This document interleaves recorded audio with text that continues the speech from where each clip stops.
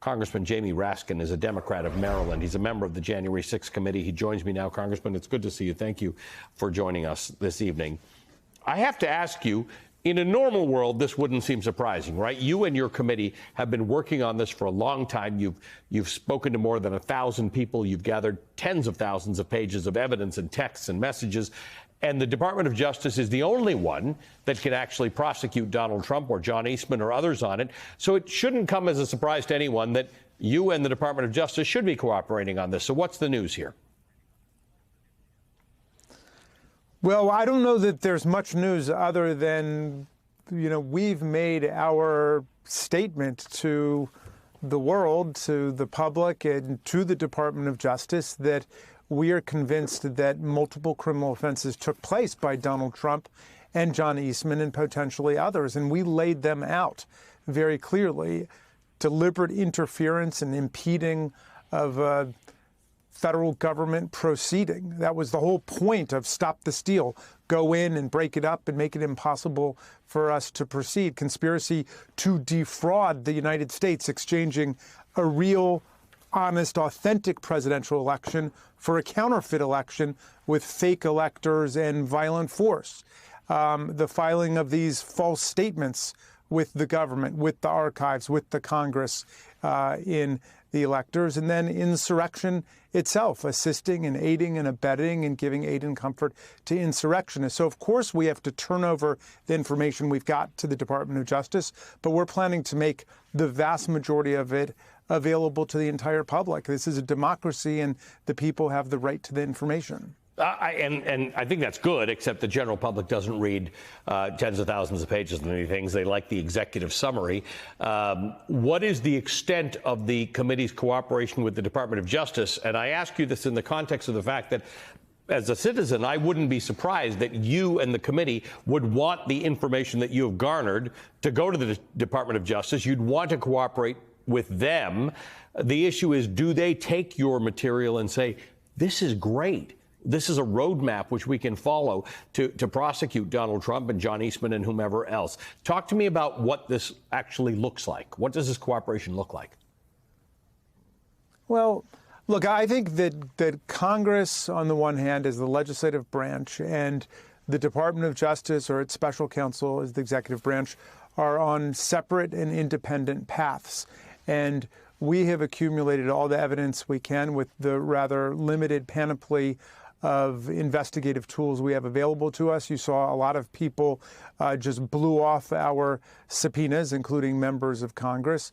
The Department of Justice is armed with far greater investigative resources and powers to coerce participation and compliance with their orders. So we think they've got the ability to get a lot more evidence. But like everybody else in the country, we've got an obligation and a duty to turn over what we know about potential crimes. And that's what we're doing. But it would be a mistake to think of us as somehow working in tandem, because it hasn't worked like that. I've never spoken to anybody from the Department of Justice about this investigation. I think that's true of probably all of our members. I don't know if the chairman has or if the staff council has arranged for the turnover of these documents, but I'm assuming that they have lots of information that we just don't have access to. And obviously, we did some interviews that they may not have done, and we want to make it available to them, as our process comes to a close here. So I guess I have to ask you, for someone like you, who is a constitutional expert and a member of Congress, what does success look like for you on this front? You have conducted your investigation. You've concluded it. You are handing this over to the Department of Justice. You are cooperating with the Department of Justice. You've given them a roadmap as to who they can interview and where they can go with this. What do you wish happens? Well, I think of it in terms of individual accountability and collective accountability. Individually, I would like to see that it's not just hundreds and hundreds of foot soldiers who are prosecuted for assaulting federal officers and breaking our windows and destroying federal property and seditious conspiracy, but it is ringleaders and masterminds too, so that there is one metric of justice for everybody. And that means no matter how big or rich you are, if you commit crimes, you're prosecuted for them.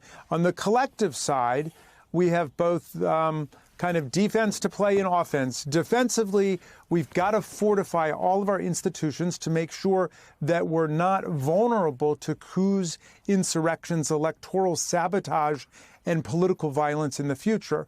But on offense, and this is the key thing in my mind, in my heart, democracy has got to grow, or democracy is going to be vulnerable to kleptocrats and autocrats and theocrats. And that means we've got to defend the right to vote. We've got to make sure that everybody is represented. We've got millions of disenfranchised people in the country. In Washington, D.C., people have been asking for their statehood politely and patiently. They have a real political grievance, unlike the people who stormed the Capitol on January 6th.